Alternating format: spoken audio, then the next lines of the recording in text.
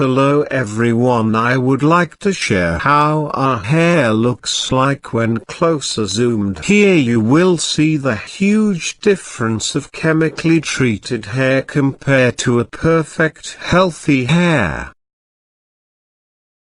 Our hair are rich in protein. When you applied chemicals on it, the protein will be washed out, and because of that you might experience having brittle hair or hair falls more than the average per day.